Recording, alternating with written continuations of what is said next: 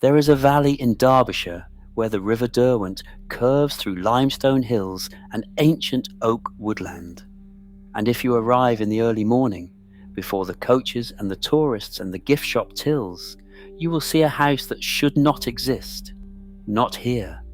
Not in this scale. Not in a county of sheep farmers and lead miners and quiet market towns where the sky is more often grey than blue and the wind comes down off the moors like something with a grudge. Chatsworth House rises from the eastern bank of the river like something imagined rather than built. 175 rooms of golden sandstone, 314 windows catching the Derbyshire light, set within 1,000 acres of parkland designed to look as though God arranged it personally. More than 600,000 visitors walk through its doors every year. They admire the painted ceilings, they photograph the sculptures, they pause in the painted hall and tilt their heads upward at gods and goddesses floating across a plaster sky. They buy fudge in the farm shop, and almost none of them ask the question that the house itself refuses to answer.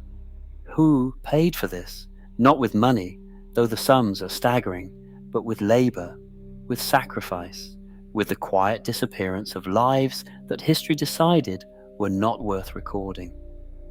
Chatsworth is one of the most beloved buildings in England. It has been voted Britain's favourite country house. It has stood in for Pemberley. It has welcomed kings and queens and prime ministers and schoolgirls and tourists with cameras and children with ice cream. It is also one of the most revealing buildings in England, because behind the golden stone and the Rembrandts and the immaculate lawns lies a story of ambition so vast it consumed entire generations, of wealth drawn from the dissolution of monasteries and the labour of tenants and the long patience of land, of families broken by taxation and war, and of a house that demanded and received everything that was offered to it. For nearly 500 years, the Cavendish family has lived here, 17 generations under one roof. This is their story, and the story of everyone who built, maintained, and served the house they called home. And if you find these deep investigations into Britain's great houses and the hidden lives within them worth your time, please subscribe to this channel. Leave a comment telling me which estate we should explore next, and help these stories reach the audience they deserve. It begins, as so many stories of English power do, with a woman who refused to be ordinary. Elizabeth Hardwick was born around 1527 into a family of modest Derbyshire gentry, comfortable enough to survive, too poor to matter. She was married at 14 to Robert Barlow, a sickly boy, barely older than herself, widowed at 15, and she could have disappeared into the silence that swallowed most women of her time.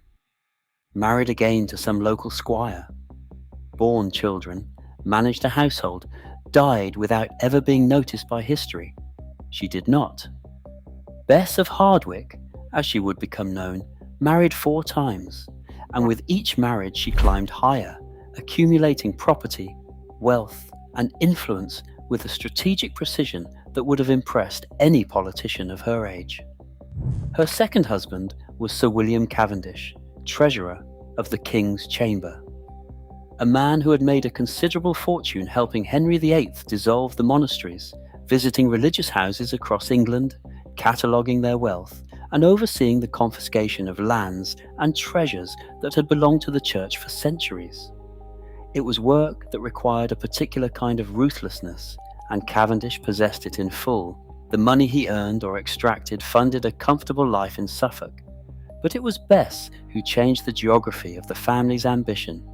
She persuaded William to sell his Suffolk estates and buy land in her native Derbyshire.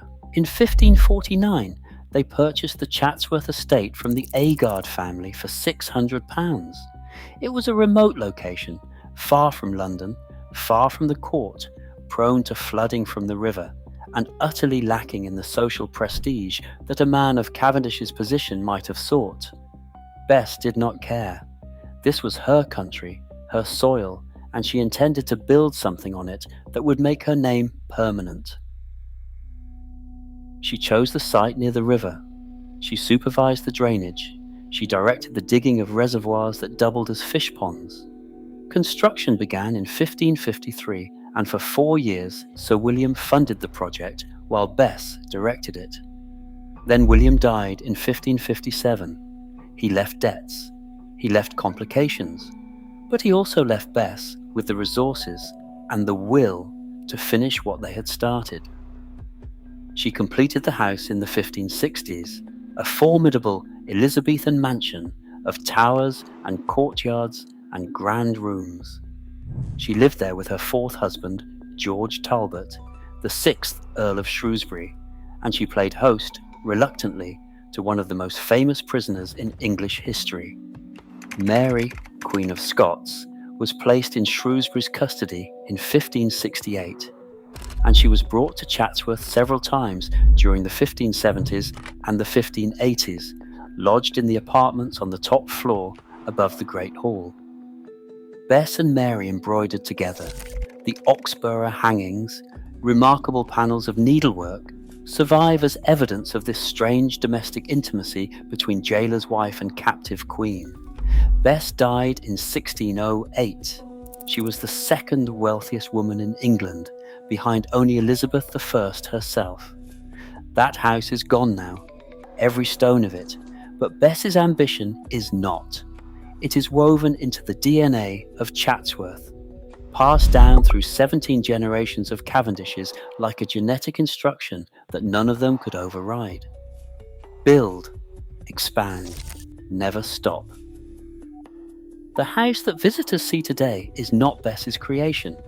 It is the vision of her great-great-grandson, William Cavendish, the first Duke of Devonshire, who between 1687 and 1707 demolished the Elizabethan mansion piece by piece and rebuilt it in the Baroque style that announced to the world he was no longer merely an earl, but a duke. Rewarded by William of Orange for his role in the glorious Revolution of 1688. The first Duke had been one of the 7 signatories of the invitation to William, the letter that brought the Dutch prince to England and changed the course of British history. For this act of calculated treason against James II, he was elevated to a dukedom. And dukes do not live in Elizabethan houses. The first Duke wanted a building that would declare his political triumph and his dynasty's permanence in stone, glass, and gold leaf. He employed the finest craftsmen money could find. Antonio Verrio and Louis Laguerre painted the ceilings with scenes from classical mythology, gods and goddesses soaring across plaster heavens in rooms designed for a king and queen who, in the end, never visited. Samuel Watson carved wood and stone into forms so precise they seemed to breathe. Jean Tijoux worked iron into gates and balustrades of astonishing delicacy. The painted hall soared upward, its walls and ceiling covered in images of Julius Caesar's triumphs, a not-so-subtle parallel to the Duke's own political victories. The state apartments were arranged in sequence, a progression of increasing grandeur designed to awe the visitor into submission before they ever reached the room where the Duke actually sat. This was architecture as theatre. Every surface told a story, and the story was always the same. Power lives here. But power of this kind does not sustain itself. It must be fed. The rebuild cost a fortune, and the fortune came from land, tens of thousands of acres across Derbyshire, Yorkshire, Lancashire, and Ireland, producing rents that flowed upward through a feudal system that had changed remarkably little since the Middle Age. The tenants paid, the labourers worked, the stonemasons, carpenters, plasterers, and glaziers rebuilt Chatsworth over those 20 years. They were men brought from the continent and from every county in England, and they are largely unnamed in the records. We know what they built. We do not know what they were paid, whether their children ate well, or whether any of them lived long enough to see the finished house.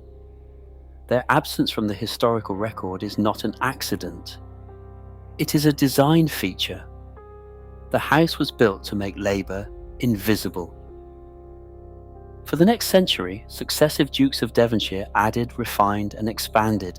The second Duke collected art with a seriousness his father had lacked, bringing paintings and drawings into the house that would form the foundation of one of Europe's most significant private collections.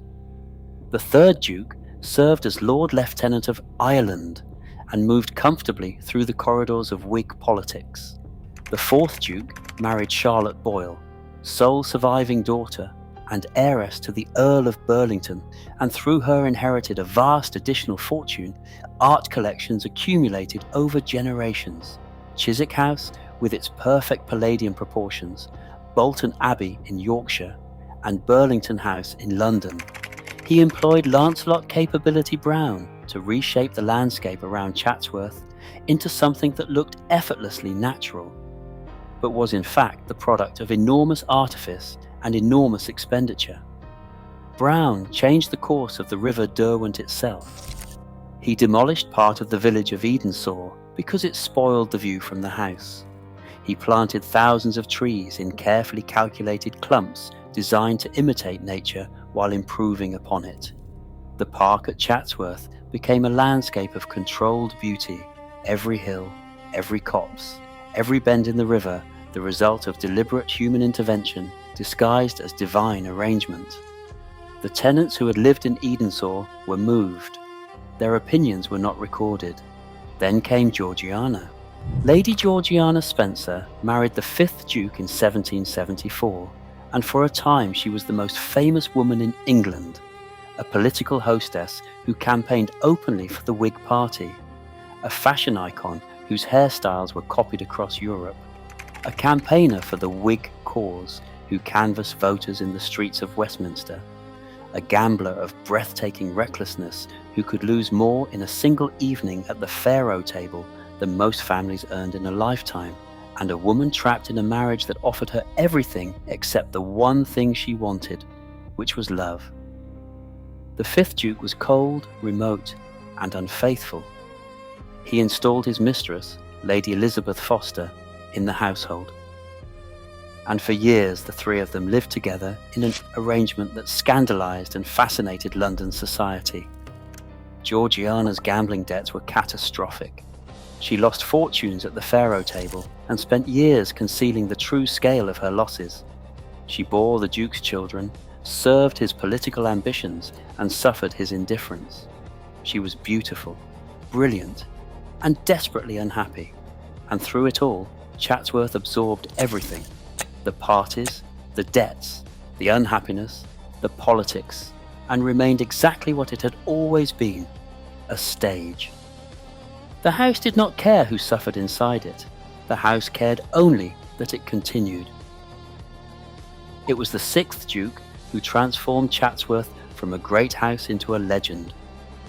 William Spencer Cavendish, the bachelor Duke, inherited in 1811 at the age of 21. He was Georgiana's only son, and he proceeded to spend the next 47 years pouring money into the estate with a generosity that bordered on mania. He was charming, extravagant, deeply cultured, and deaf from an early age, a condition that isolated him socially and perhaps drove him further into the world of objects and beauty and controlled perfection that Chatsworth offered. He was possibly the most dangerous thing a great house could ever have, an owner with unlimited taste and limited financial restraint.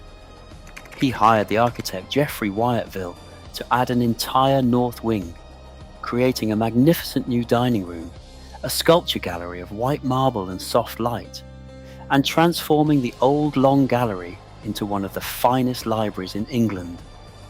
He filled the house with neoclassical sculpture by Antonio Canova, buying pieces with the enthusiasm of a collector who believes beauty is a moral obligation. He commissioned paintings, bought books by the thousand, and collected minerals, coins, and curiosities with an appetite that his accountants found terrifying and his guests found irresistible. But the 6th Duke's greatest collaboration was not with an architect.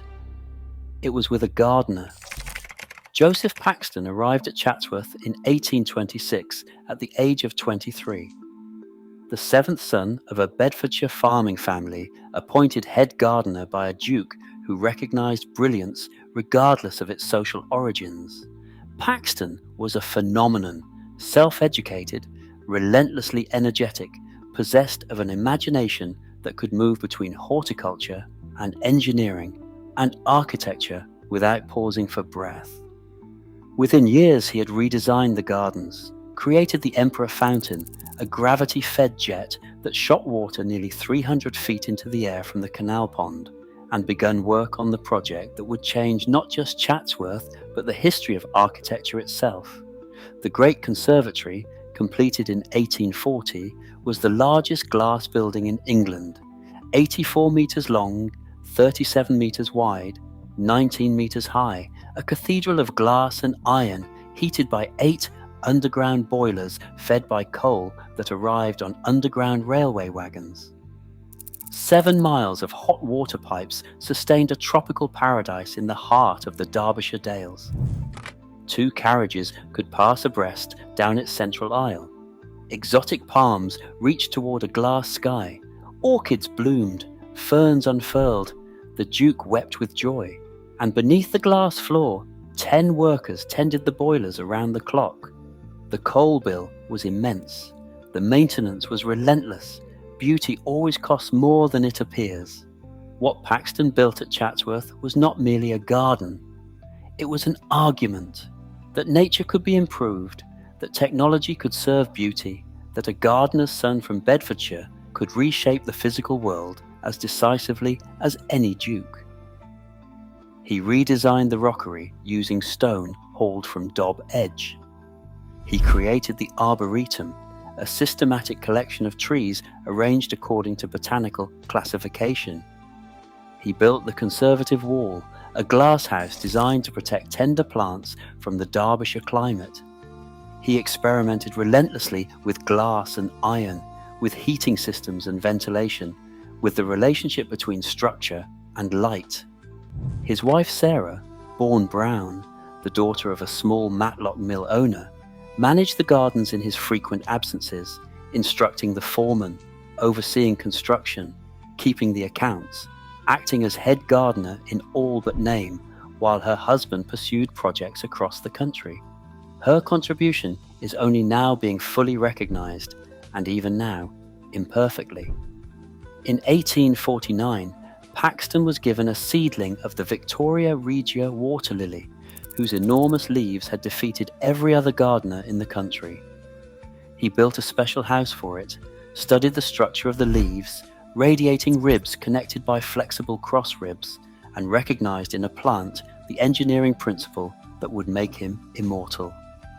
He floated his daughter Annie on a leaf to test its strength, and from that experiment grew the design for the Crystal Palace, the iron and glass masterpiece that housed the Great Exhibition of 1851 in Hyde Park, a building that covered 18 acres and held the optimism of an entire empire beneath its glass roof. The building that defined Victorian Britain's faith in progress was born in a Derbyshire greenhouse, financed by a duke who believed a gardener's son deserved the same canvas as an architect. The Great Conservatory did not survive. Its plants died of cold and neglect during the First World War, when there were no men to tend the boilers and no coal to feed them. It was demolished in 1920. Today, a hedge maze grows where the glass cathedral stood. The boilers are silent. The underground railway is a curiosity for visitors. Only the stone supporting walls remain. They remember nothing. The 20th century arrived at Chatsworth the way it arrived at every great English house, with a tax bill and a war. Death duties had been introduced in 1894, a direct assault on the landed wealth that had sustained families like the Cavendishes for centuries. The principle was simple and devastating. When the head of a great estate died, a substantial percentage of the estate's value was owed to the government. If 2 heads died in quick succession, the tax could be levied twice on assets that had not had time to recover. It was, for the aristocracy. A slow motion execution. When the 8th Duke died in 1908, the 9th Duke was forced to pay over £500,000 in death duties, the equivalent of more than £57 million today. It was a wound, but the estate survived.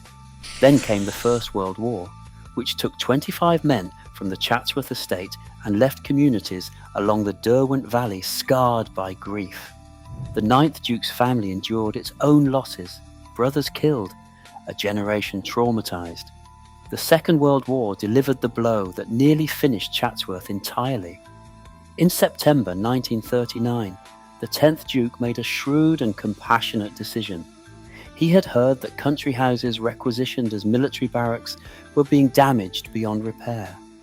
Furniture was smashed, walls scarred, gardens churned to mud by boots and vehicles. So when the Ministry of Food took over the buildings of Penrose College, a girls' school in Colwyn Bay, the Duke invited the entire school to Chatsworth. The contents of the house were packed away in 11 days. It was an operation of extraordinary speed and care. On the 26th of September, 250 girls, 36 teachers, and 26 pianos arrived at the front door.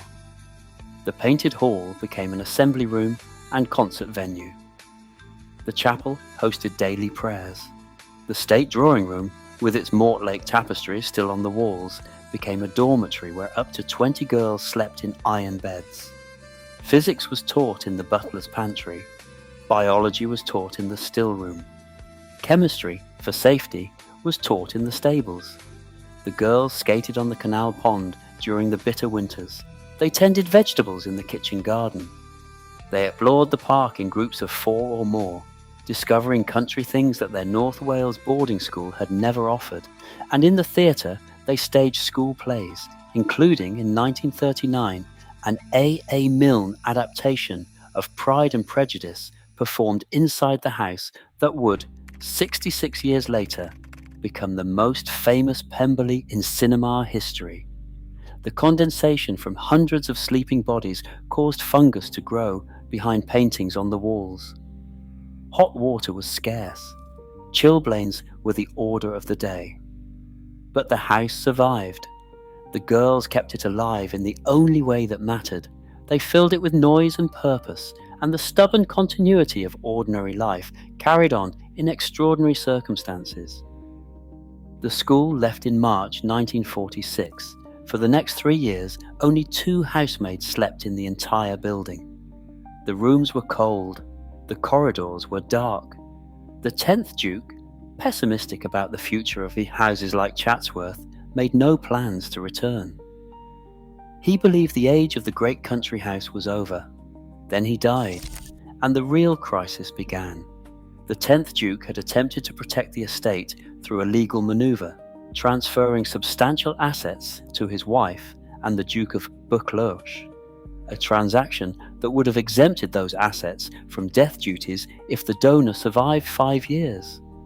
But the 10th Duke's heart attack came just 3 months short of the deadline. The transfer failed. The full weight of the tax fell on the estate. Death duties of 80% were levied on the total value. Approximately £7 million were owed, equivalent to more than £200 million today. It was a sum that seemed designed to sever the connection between the Cavendish family and their house forever. The 11th Duke, Andrew Cavendish, was 30 years old. He had never expected to inherit. His elder brother William, the Marquess of Hartington, had been the heir, but William was killed in action in Belgium in September 1944, just 4 months after marrying Kathleen Kennedy, sister of the future American president. Kathleen herself died in a plane crash in France in 1948. The title, the house, the estate, and the impossible tax bill all fell to Andrew, a man who had survived the war with a military cross earned in Italy and who now faced a battle that no amount of courage could fight in the conventional way. It looked as though Chatsworth would have to be sold, The treasures scattered across auction houses on 2 continents, the house broken up, converted, or demolished, as more than 1,000 other English country houses had been since the end of the war. Between 1945 and 1955, one country house was demolished every 5 days somewhere in England.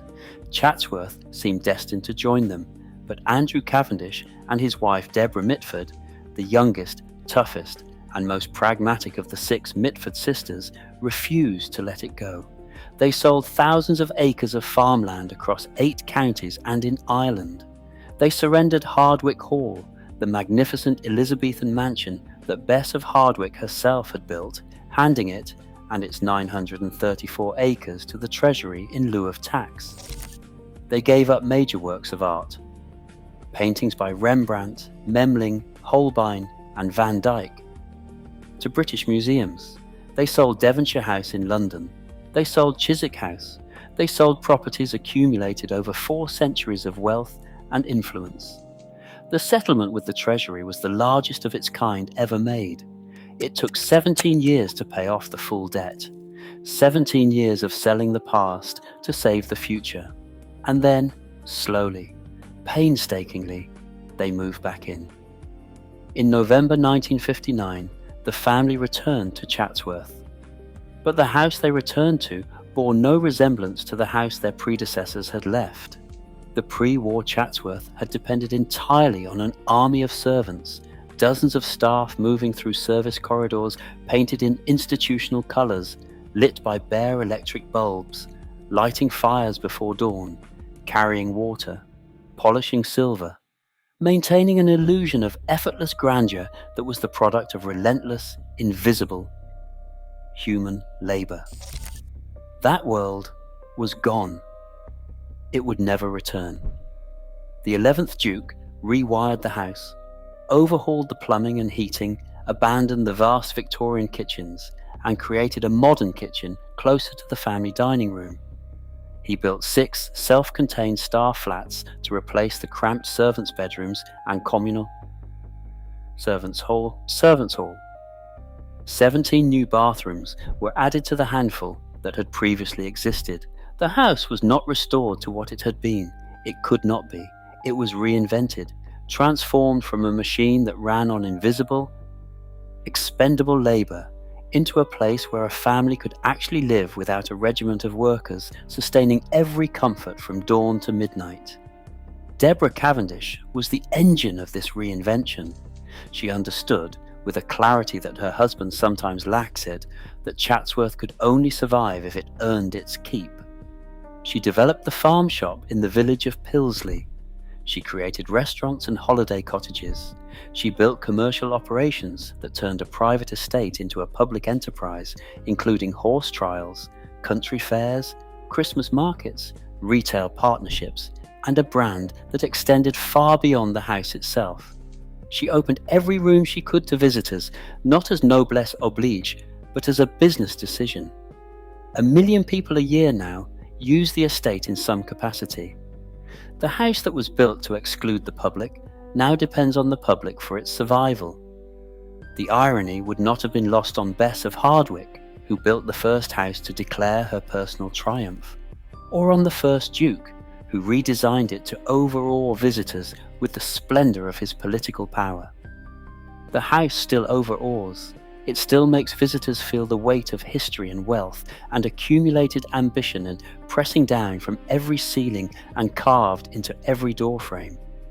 But now, the visitors pay for the privilege and the money flows in the opposite direction, from the public to the house, rather than from the land to the family. The transaction has been reversed, the social contract has been rewritten, and the house endures. In 1981, the 11th Duke established the Chatsworth House Trust, a charitable foundation to ensure the preservation of the house, its essential contents, the garden, and the park for the public benefit. He insisted that no application for public funds should be made. The house would earn its own way. And so it has. When the 11th Duke died in May 2004 after holding the title for 50 years, his son Peregrine, the 12th Duke, inherited a house that was no longer a private possession, but a national institution. He led the £32.7 million master plan restoration programme, spanning 13 years, conserving stonework, replacing roofs, upgrading essential services, and ensuring that the fabric of the building could endure another century. The house demanded it. The roof would not wait. The stone, softened by 300 years of Derbyshire rain, had to be cut and replaced, piece by careful piece. The lead gutters had to be recast. Every repair was an act of faith, a wager that the future would value what the past had built. Walk through Chatsworth today and you walk through the accumulated ambitions of nearly 500 years. Bess of Hardwick's determination is in the foundations, invisible but indestructible. The first Duke's political vanity is in the painted hall, where Caesar's triumphs still float across the ceiling. The sixth Duke's aesthetic obsession is in the sculpture gallery, where Canova's marble figures stand in silence. Paxton's genius lives in the Emperor Fountain and in the ghost of the Great Conservatory. Deborah Cavendish's commercial instinct is in the farm shop and the ticket office and the carefully managed car park and the branded tea towels. And beneath it all, invisible as they were always meant to be, are the workers, the stonemasons and plasterers of the 17th century, the boilermen who fed Paxton's furnaces through the night, the housemaids who lit fires before dawn for 300 years, the farmhands who worked the estate's thousands of acres, the girls from Penrose College who kept the house alive when it might otherwise have died of silence. Their names are mostly lost. Their labour is not. Chatsworth is beautiful. No honest observer can deny it. The light on the sandstone in the late afternoon, when the hills behind turn purple and the river catches the last of the sun. The curve of Capability Brown's landscape, the painted ceilings, the silence of the sculpture gallery on a winter morning, it is one of the finest achievements of English architecture and English ambition. And it stirs something in the chest of nearly everyone who sees it. But beauty built on this scale is never innocent. It is always the product of systems, of land ownership and tenant labour, of rents extracted and wages paid at the minimum the market would bear, of a class structure that funneled the wealth of entire counties into the rooms of a single family for generation after generation. The house does not apologise for this. It does not need to. It simply exists, as it has existed since Bess of Hardwick chose a patch of ground beside a river and decided that she would build something that would outlast her. She succeeded. The house remains. The family remains. The visitors queue in the car park and buy their tickets and walk through rooms that were designed 400 years ago to make ordinary people feel the weight of something larger than themselves. But there is another way to see Chatsworth, not as a monument to wealth, but as a mirror. Look at this house and you see England, its beauty and its brutality, its genius and its blindness, its extraordinary capacity for reinvention, and its stubborn refusal to reckon fully with the costs of its own grandeur. The country house is the most English of institutions, and Chatsworth is perhaps the most English of country houses. It has survived civil war, the Glorious Revolution, the agricultural depression, the industrial age, death duties at 80%, 2 world wars, the collapse of the servant economy, the rise of the heritage industry, and the slow transformation of aristocratic Britain into something more democratic, but no less contradictory. It tells you everything about England if you are willing to listen about who builds, who benefits, who pays, and who gets forgotten. The question it poses is the question that England has never quite answered. Who does this beauty belong to? The family who built it? The workers who maintained it? The public who now pay to see it? The National Trust, which holds Hardwick Hall but not Chatsworth? Or the land itself, the Derbyshire hills and the river and the ancient oak woodland that were here long before any duke was created and will be here long after the last ticket has been sold and the last tour guide has gone home? Chatsworth does not answer. The house never answers. It simply stands, golden and enormous and silent, on the banks of the Derwent, and waits for you to decide. If this story moved you, challenged you, or showed you something about Britain's great houses that you had not considered before, please like this video, subscribe to the channel, and leave a comment telling me which estate or landmark we should investigate next. There are hundreds of these stories waiting to be told, and every one of them is hiding something